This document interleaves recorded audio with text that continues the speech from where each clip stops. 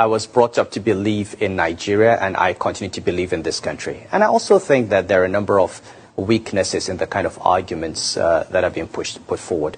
First of all, you'll hardly find a country in the world that is homogeneous. The United States is a country of immigrants. You've got blacks, you've got white Anglo-Saxon Protestants, you've got Irish Catholics, you've got American Indians, you've got Hispanics, and you've got immigrants from all over. The United Kingdom is, England, Scotland, Wales, and Ireland are not one people. Switzerland, you've got different groups. The French have their Basques, the Spanish have their Corsicans. Russia is a country made up of many ethnic groups, so is China. And, you know, if you think of Nigeria, what part of Nigeria is homogeneous? And what part of Nigeria has been homogeneous over its entire history? Take Hausa land. People talk about Hausa Fulani. Before the 𝗁𝗁 Jihad, Hausa land was divided into a number of kingdoms. They spoke the same language, they had the same religion, but they were at war with each other. Kano was at war with Katsina, Katsina was at war with Zaria, Zaria was at war with Gobir, and so on. People thought of this as Kanawa, Katsinawa, Zazagawa. The idea of there being Hausawa, one group, came later. That entire group was put together, really, by the 𝗁𝗁 Jihad, which put them under one flag. If you come to Yoruba land, I mean, you've got the 𝗳𝗵𝗲𝗂𝗏, the 𝗳𝗁𝗄𝗏, the 𝗁𝗄𝗏, the 𝗺𝗲𝗏, you know, and I mean, until recently, 𝗞𝗊 and 𝗺𝗏𝗂𝗏 were at war with each other. If you go to the Niger Delta, the 𝗳𝗁, the 𝗁𝗁𝗄𝗏, the 𝗳𝗁, you know, the Asaba, you know, and Middle Belt, Tiv, Idoma, Yoruba, Ibira. There is no part of this country that is homogeneous. Into how many parts are you going to slice this country in order to have a homogeneous nation? So let us first of all understand what we're talking about. The challenge is not in our diversity. The challenge is not in our complexity. The challenge has been in the inability of the leadership to forge a nation. And we've made a lot of progress. If you go back, when I was growing up, when I was in King's College, under Yakubu after the Civil War, we had gotten to a point where we were one nation, where we were thinking of ourselves as one country, where people believed in Nigeria as one Nigeria. And now what happens is that you tend to have, from time to time, certain people in elite circles, because Nigeria, the state is a rentier state, the state is a site for the extraction of rent and for corruption.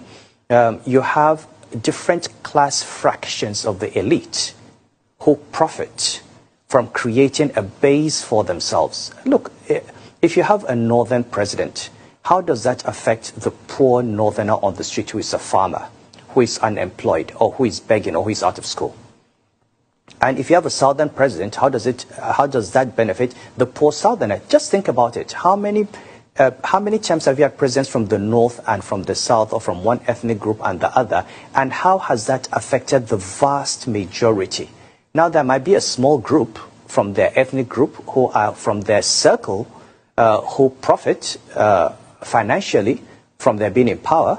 But outside of that group, in what way has the life of the man on the street changed because somebody from his ethnic group is in office? Now, these guys just use the ethnicity as a platform for their negotiation for political space. If I want to be the president of Nigeria and I say she come from the north, I eliminate southern competition. Then I want it to be a Muslim northerner. I eliminate Christian competition. Then I start thinking about the core north or Hausa Fulani. And what happens is you eliminate all the competition, you get in there. Now, when I get in there, how does that affect everyone from my ethnic group? So this is identity politics. And the sad thing is that the rest of the world recognizes the dangers of identity politics. The rest of the world recognizes that individuals appropriate these identities, whether they're religious or ethnic, for the purpose of their own selfish personal interest. But Nigerians follow. Nigerians emotionally believe in it. I see every day, oh, presidency must come from the south.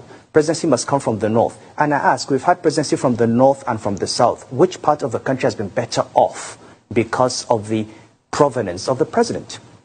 Now, are we not rather missing the point? We have a constitution. The constitution talks about a federal character, we need to deepen the definitions of diversity in that constitution. And why is it only about where they come from? Why is it about ethnicity?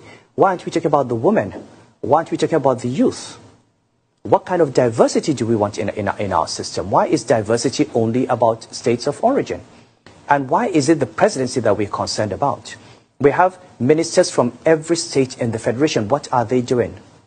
If the president is from the north, the vice president is from the south. If the president of the south, the vice president is from the north. That is the presidency. It's north and south. What has it done?